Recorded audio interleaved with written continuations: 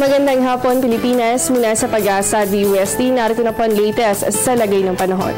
Mga kabayan, mamayang hapon, inaasahan na pong papasok sa loob ng ating Philippine Area of Responsibility ang Tropical Storm Bobby. Pero sa ngayon, ito po ay nananatili sa labas ng ating boundary sa layong 1,530 kilometers, silangan po yan ng Kasiguran, Aurora.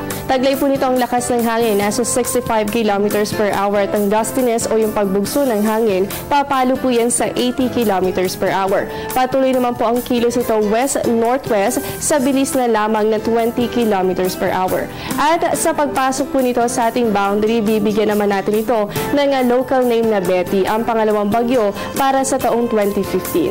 Ayon sa Pag-asa, habang papalapit ang bagyo, inaasahan po na ihina ito sa pagiging tropical depression hanggang sa pagiging isang low pressure area. At by Friday, inaasahan po na lalapit ito dito sa may eastern section ng Luzon. Ganun pa man, kinakailangan pa rin paghandaan ang mga pag-ulan na maaaring dala ng nasabing bagyo.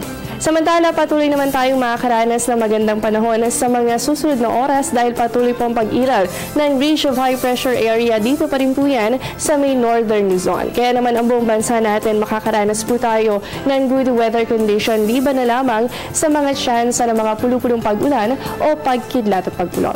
Mga kabayan, ayon po sa Pag-asa, mababa lamang ang posibilidad ng pagkakaroon ng bagyo para sa buwan ng Marso. Pero alam niyo ba, last year, 2014, sa buwan din po ng Marso, ay nagbantay lamang tayo ng isang bagyo. Ito nga po ay ang Tropical Depression Kaloy. Pumasok po yan sa loob ng ating Philippine Area of Responsibility noong March 21 at nagtagal lamang yan hanggang March 22.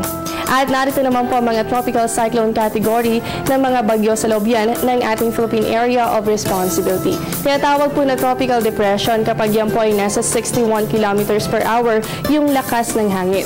Tropical storm naman po kapag yan ay nasa 62 to 117 kilometers per hour. At tinatawag po natin na typhoon ang isang bagyo kapag yan ay nasa 118 to 220 kilometers per hour. At ang mga kababayan, para sa taong 2015, gagamitin na rin po natin ang super typhoon category at ibig sabihin po nito, mas malakas sa 220 kilometers per hour ang lakas ng hangin.